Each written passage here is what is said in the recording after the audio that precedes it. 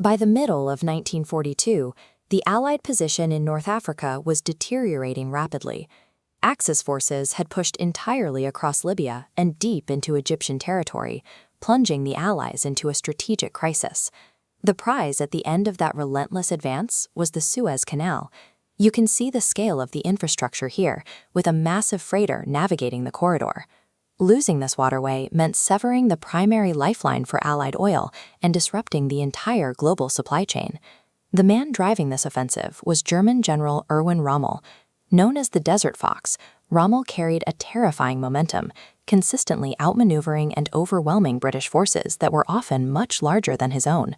His success relied on a specific tactical doctrine. Whenever the British established a static defensive line, Rommel used the vast, featureless expanse of the desert to drive his armor completely around their flanks.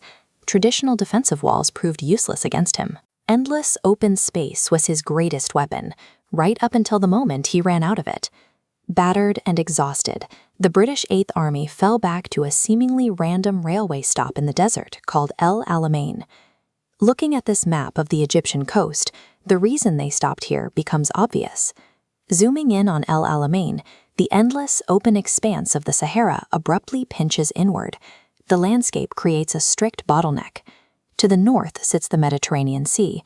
To the south lies the Qattara Depression, a massive sinkhole of sinking sands and salt marshes completely impassable to heavy vehicles. The solid ground between them is barely 40 miles wide. For the first time in the entire campaign, Rommel was boxed in.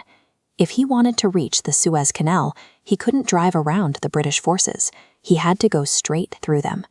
This narrow strip of sand neutralized Germany's greatest tactical advantage. A war defined by sweeping, high-speed maneuvers was suddenly forced into a head-on collision. With the advance halted, raw industrial logistics replaced high-speed maneuver as the primary driver of the campaign. To reach this choke point, Rommel had created a fatal flaw in his own operation. His supply chain now stretched across hundreds of miles of open desert, leaving fuel, parts, and reinforcements entirely exposed to Allied air attacks. Meanwhile, British General Bernard Montgomery took command of the Eighth Army with a very different approach. He refused to attack until he possessed overwhelming mathematical superiority. Safe behind the bottleneck, Montgomery systematically stockpiled troops and fuel.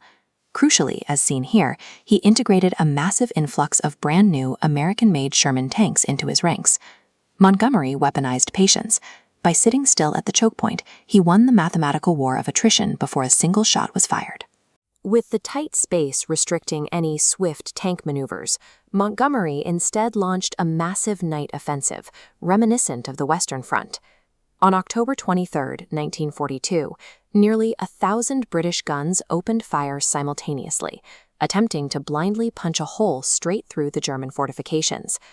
The desert floor was packed with hidden explosives, exactly like this anti-tank mine, buried beneath the sand. German troops had packed the 40-mile gap with dense, overlapping lethal traps they called the Devil's Gardens. The British advance immediately bogged down in these fields. Instead of a clean breakthrough, the fighting devolved into a grueling, slow-motion crawl, with mounting casualties on both sides. The geography had forced both armies into a horrific meat grinder, testing which side's industrial supply chain would crack first under the pressure.